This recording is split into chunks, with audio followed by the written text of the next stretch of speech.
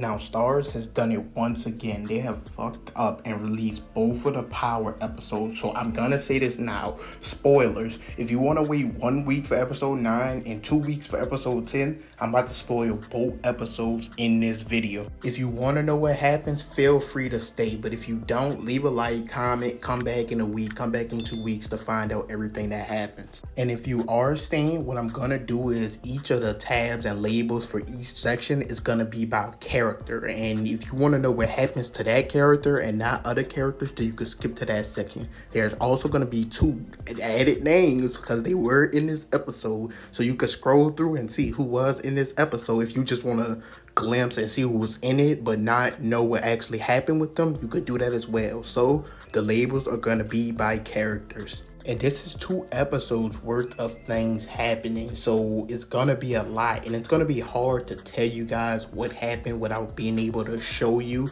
and how one thing led to another. So I'll do it by character and hopefully it makes sense. But if you have any questions, like I said, leave it down below in the comments, leave a like, comment, subscribe, and let's get right into the spoilers.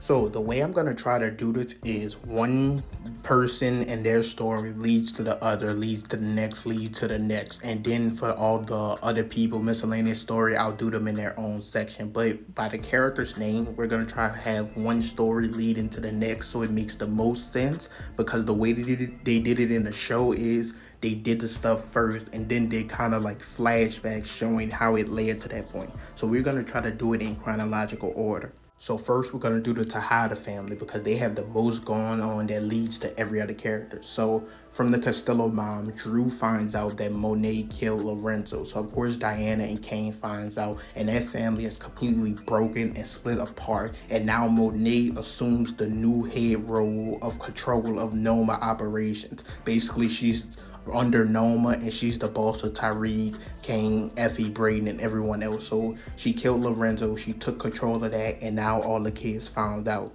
And then after finding out this information, Drew and Diana create a plan to take out Monet and then blame it on Reek. So to create this whole plan, after Sags died, they received a letter from Sags in case he died, thinking it would be Tariq that killed him. They sent a letter, Sags sent a letter to them, basically telling Tommy where Tasha is. So they do that to pin Monet and Tariq against one another. So now Monet thinks Tariq told them that she killed Lorenzo, and now Tariq thinks Monet sent Tommy after Tasha. So they did all this to create the plan for Tariq to take out Monet so they could be from under her, and then they wanted to have Kane take out Tariq. So their plan was for Monet and Diana to get in the car and talk it out, and while they're driving, Tariq comes up to the side, puts 2 into Monet, and then Diana crashed her car into Tariq's car and let Kane finish off Tariq, so Kane never finds out Diana and Drew set the whole thing up. So that was their plan. Once again, Drew and Diana's plan was to take out Monet after finding out what she did to Lorenzo, Gordo, and didn't just get from under her. They wanted out the game for good. So they wanted to set her up, get Tariq to take her out, and get Kane to take Tariq out so nothing falls back on them. That was their plan. That was their storyline this episode. So we're going to get to everybody else, and then we're going to circle around back to them at the end and put all the pieces together. Getting into the Tommy and Tasha section because I know a lot of you are here for that. So Tommy does find Tasha and Tariq does get there in time. Tommy does not kill her. Tasha actually knocks Tariq out and saves Tommy's life. So her and Tommy basically squash the beef. So they squash it. They're all good. He won't go after her anymore. Also, when they do this, so Tariq doesn't know. His mom knocked him out. He's taken to the hospital. All he knows is Tasha is missing. So he finally later in episode 10 circles back. Tommy runs into him or comes to get him basically. And he tells them him and Tasha have no beef no more, and he tells Tariq specifically to do nothing. Remember, he told him to do nothing, but Tariq doesn't listen. When Diana comes to tell Tariq the plan to take out Monet, Tariq accepts the plan and goes along with it, not knowing that Tasha was already heading to take out Monet anyway. So when the plan was under motion and Tariq was in position to do it, before he could even do anything, Tasha came by in a drive-by and shot up Monet, and now she's in a hospital in critical condition. Diana and Drew chose to go along with the plan, stick to it, and blame it all on Tariq. So like I said, we're going to circle around back to all that at the end, but they chose to blame it all on Tariq. Now, let's jump into Brayden. Now, Brayden, his story is going to seem less interesting right now, but it's also going to come back full circle in the end. So, in episode 9, spoilers, all this is spoilers, Brayden kills his uncle who runs Weston Holdings and writes a suicide note, basically talking about the Ponzi scheme, everything he did. Weston Holdings gets shut down, Tariq loses his trust fund, RSJ loses his money. All that happened. So Weston Holdings is shut down. After killing his uncle, Brayden realized he doesn't want to be in the life anymore. He wants out of this. He's completely done. So also in this episode, in episode 10, Kane and Monet robs Brayden's family because they want their money back that they lost in Weston Holdings. So they go into his house, rob his parents, his sister, and his brother. But Brayden basically completely wants out. Even after he finds all this, he tells Tariq he wants out and wants nothing to do with this. So now with everybody conspiring against Tariq and Brayden wanting out, let's get into Effie and talk about her and her situation. So, of course, Effie was in jail. You guys saw in the trailer clip for episode 9, Kane asks Effie to snitch and rat out Tariq. She decides not to do this, but her and Tariq going back and forth. Tariq wants the picture of Noma's kid so that he could get at her, use the kid to get from under Noma.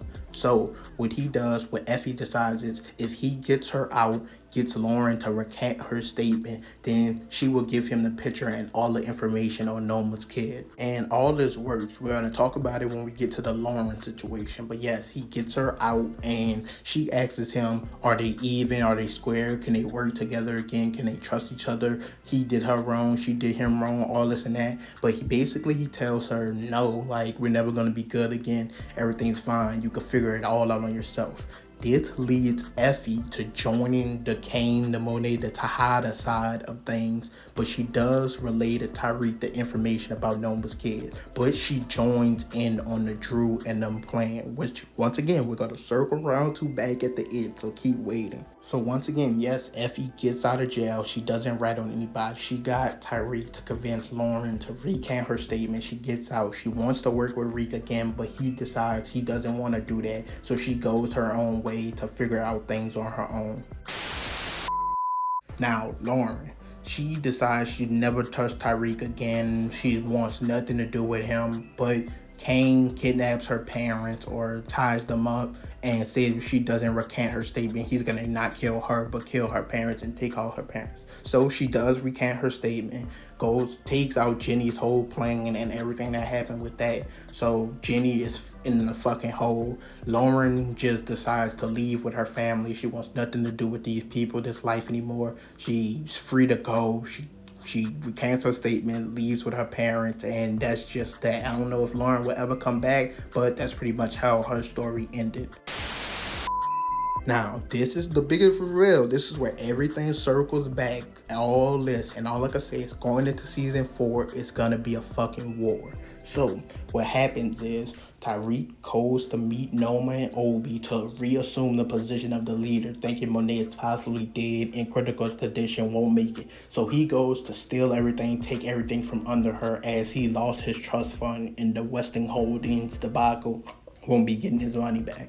So when he goes to do this, the plan was already in motion with Drew and Diana to use Noma to take out Tariq. So they take his gun, they take him to a room, and everyone is there to take him out. Kane is there pointing a gun at him and is ready to take him out, saying he wasn't going to let him get away with the Monet shooting, not knowing Diana and Drew set the whole thing up.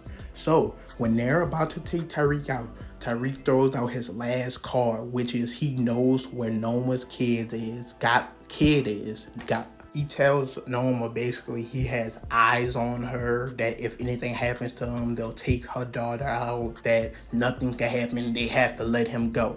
But just before this, like I said early in the video, it all comes full circle. Effie joined in on their plan because Reek chose not to work with her no more, not to trust her no more, even after he got out of jail. So she said she had to make a way for herself. She told Noma that Tariq knew where her daughter was, and Noma got her moved or got her to a safe spot. So now Tariq used his last card, nothing else to do, came ready to take out Tariq. But nope, his saving grace, Brayden, once again comes back full circle, comes and has a shootout with Noma, the Tejadas, and everyone else, and gets Tariq out into safety. Now, in this shootout, I'm going to point out real quick, Brayden did shoot and hit somebody. In the clip I watched, I couldn't really see who it was, and I'm thinking we're not going to find out till season 4, but maybe with the video I was watching was just a bad video. I couldn't really see who he hit. Interested to find that. Now, I didn't really dive too much into details of everything. I mainly gave a linear timeline of all the events that happened in these 2 episodes, and when the episodes actually come out, we'll dive into everything and what it could mean going forward. But all I could say ending out this video is season 4 is gonna be a fucking war, and I'm gonna be there to recap every single thing. So leave a like, comment, subscribe, and I'm out.